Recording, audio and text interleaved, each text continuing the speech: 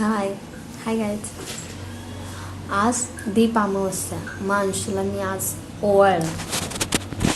5च दिवे बनवले. माझं मनात चाललेलं 7 बनवू, पण म्हटलं जाऊ दे 5 बनवते. हाय. आणि मी काय म्हणत होते, आज गटारी आहे. कोणी कोणी काय काय बनवलं, म्हणजे भरपूर नॉनव्हेजचं काय काय काय काय आजकाल पदार्थ निघाले. मला तर कालवण भाकरी, भात आणि सुक्कं चिकन हेच येतं. मला मटण नाही येत बनवता. टिकली निघते का? आणि आम्ही सेलिब्रेटच नाही करणार आहे गटार. नाही आहे म्हणजे आहेत, पण अजून महिना काढायचं आहे. ह्या विचारानेच मी आणले नाही. मी अंडी आणलेत, पण ह्याचे पप्पा बोलले अंडी नको करू. मी म्हटलं आणले तर करते ना. नको म्हटले. नको तर म्हटलं नको तर नको. मग त्याचे पप्पा म्हणायला लागले मला काहीतरी वेगळं कर. तर मी म्हटलं वेगळं काय करू, कारलं बनवू. मग काय बनवलं आहे, मग सकाळची भाजी चपाती आहे तीच खावा म्हटलं. आता मी काय नाही बनवत. आणि कणीस आणले होते, कणीस शिजवले आणि तेच खाणार. कणीस खाऊन झाले, आता तेच खाणार. मी म्हटलं चपाती भाजीच खायची आता, मी काय बनवणार नाही दुसरं. आणि दातात अडकलं ते कणीस खाल्लं ना. ते मी रूट कॅनल केले तरीसुद्धा दातात अडकले ह्या साईड. आणि आत्ता अंशूला मी म्हटलं, ओवाळताना मी म्हटलेलं अंशू तुला काय खाऊ पाहिजे. तर मी म्हटलं काय पाहिजे. तर तो विचार करून करून बोलतो नूडल्स पाहिजे, नूडल्स. तर मी म्हटलं ठीक आहे, चायनीज खाणार का नूडल्स खाणार. तर नूडल्स खाणार म्हणतो. तो म्हटलं ठीक आहे. नंतर म्हणतो नाही नाही चायनीज खाणार. मग त्याचे पप्पा आणि अंशू गेले चायनीज आणायला. झालीच आहे ती ब्रेड तसं, पण आहे की नाही, चायनीज जरी आणलं तरी झालीच. मग माझा श्रावण असतो. आता उद्यापासून श्रावण चालू. तसं पण आम्ही एवढं चिकन आणत नाही. ह्याचे माझ्या सासूचा डायलॉग आहे, परवडत नाही असं. आणि खरंच परवडत नाही. महिना काढावा लागतो.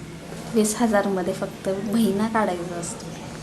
आणि खरंच त्यांचं बरोबर आहे. मला रॉंग नाही वाटत, म्हणजे मी टोंट नाही मारत आहे त्यांना. मी खरंच सांगते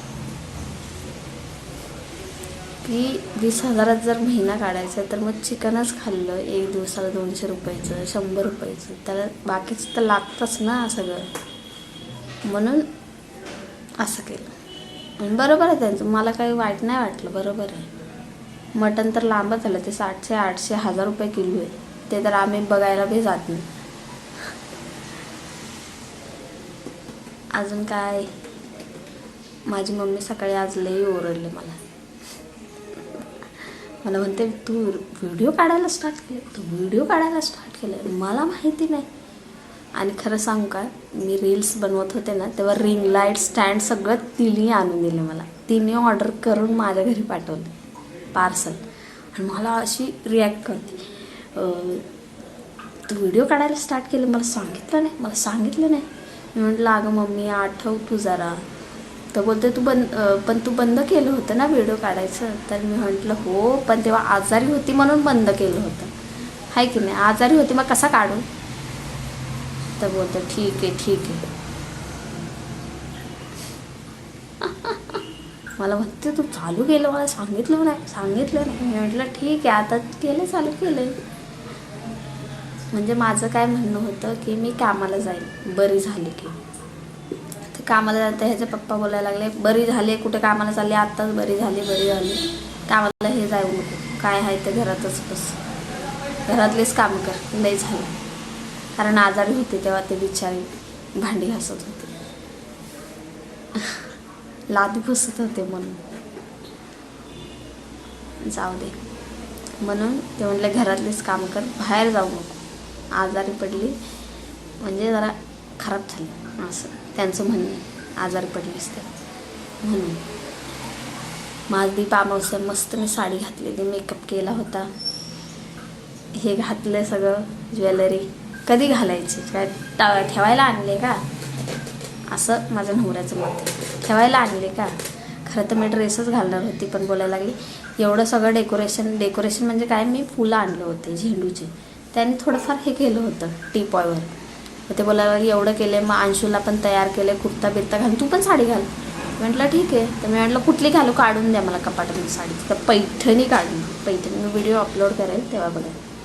पैठणी काढून दिलं. म्हटलं बापरे, एक तर मला घालता येत नाही एवढ्या हॅवी साड्या. ते बोला घाल घाल, मी बघतो काय करायचं. मग पेन हे ते लावणार असं असतं जरा. आणि भांडण झालं की बघणार सुद्धा नाही. नाही तर काय दिमाग खराब करून टाक. चलो बाय बाय, गुड नाईट.